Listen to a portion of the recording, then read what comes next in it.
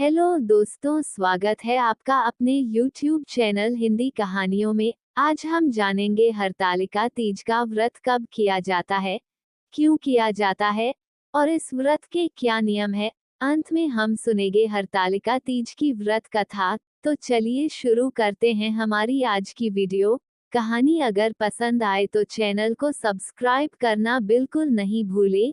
तो चलिए जानते हैं हरतालिका तीज का व्रत कब किया जाता है। भाद्रपद महीने के शुक्ल पक्ष की तीज को हरतालिका तीज व्रत किया जाता है।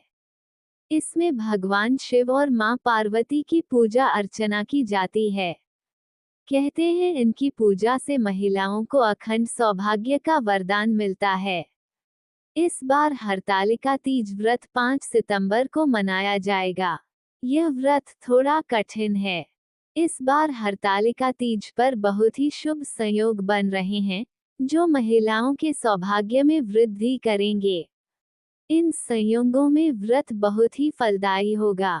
तीज के दिन रवि और इंद्र योग में पूजा होगी, साथ ही चित्रा और स्वाति नक्षत्र का निर्माण हो रहा है।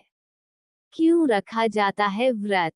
ऐसी मान्यता है कि इस तिथि पर ही माता पार्वती की सखी सहेलियों ने उनके पिता के घर से हरण करके जंगल में भगवान शिव की उपासना करने के लिए लेकर गई थीं, जहां पर माता पार्वती ने कठोर तप करते हुए भगवान शिव को पति के रूप में पाया था। हरतालिका तीज पर सुहागिन महिलाओं को अखंड सौभाग्यवती और जीवन में सुख सुविधा और संपन्नता का आशीर्वाद प्राप्त होता है। कथा के अनुसार माता पार्वती ने भगवान शिव के लिए कठोर तपस्या की। दरअसल मां पार्वती का बचपन से ही माता पार्वती का भगवान शिव को लेकर अटूट प्रेम था। माता पार्वती अपने कई जन्मों से भगवान शिव को पति के रूप में पाना चाहती थी। इसके लिए उन्होंने हिमालय पर्वत के गंगा तट पर बचपन से ही कठोर तपस्या शुरू की। माता पार्वती ने इस तप में अन्न और जल का त्याग कर दिया था। खाने में वे मात्र सूखे पत्ते चबाया करती थीं। माता पार्वती की ऐसी हालत को देखकर उनके माता पिता बहुत दुखी हो गए थे। एक दिन देवऋषि नारद भगवान विष्णु की तरफ से पार्वती जी के विवाह के लिए प्रस्ताव लेकर उनके पिता के पास गए। माता पार्वती के माता और पिता को उनके इस प्रस्ताव से बहुत खुशी हुई। इसके बाद उन्होंने इस प्रस्ताव के बारे में मां पार्वती को सुनाया। माता पार्वती इस समाचार को पाकर बहुत दुखी हुई, क्योंकि वो अपने मन में भगवान शिव को अपना पति मान चुकी थीं।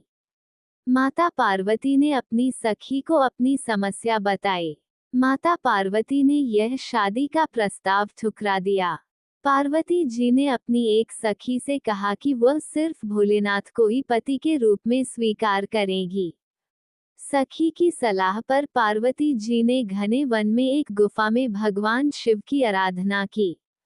भाद्रपद तृतीया शुक्ल के दिन हस्त नक्षत्र में पार्वती जी ने मिट्टी से शिवलिंग बनकर विधिवत पूजा की और रात भर जागरण किया। पार्वती जी के तप से खुश होकर भगवान शिव ने माता पार्वती को पत्नी के रूप में स्वीकार कर लिया था।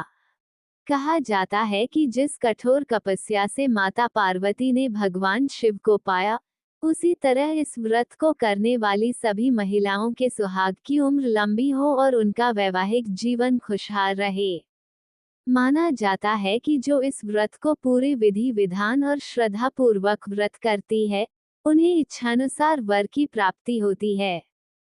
हरतालिका तीज पर गौरा और शिव से अखंड सुहाग की कामना करनी चाहिए और बोलना चाहिए कि भगवान हमें अजर अमर सुहाग देना। सब व्रत को रखा तीज में जाता है, लेकिन इसका पारण चतुर्थी तिथि के सूर्योदय में किया जाता है। अगर आपकी शादी के बाद आपका पहला तीज व्रत है, तो अच्छे से नियम पता कर लें, क्योंकि जिस तरह पहली बार रखेंगी, उसी प्रकार हर साल करना होगा। इस व्रत को एक बार रखा जाता है तो जीवन भर रखना होता है, किसी भी साल इसे छोड़ नहीं सकते हैं। तीज व्रत में अन्न, जल और फल 24 घंटे कुछ नहीं खाना होता है, इस व्रत को पूरी श्रद्धा भाव से करें और भगवान शिव पार्वती का जागरण करें और सोएं नहीं। अगर आप बीमारी या किसी वजह से व्रत छोड़ रही है, तो आपको उद्यापन करना होगा या अपनी सास या देवरानी को व्रत देना होगा। इस व्रत में सुहाग का सामान यानी 16 श्रृंगार की चीजें माता पार्वती की पूजा में अर्पित करती हैं। इसके लिए वो एक सुहाग पिटरिया यानी एक टोकरी बना लेती हैं, जिसमें सभी सामान रखकर माता पार्वती को अर्पित किया जाता है।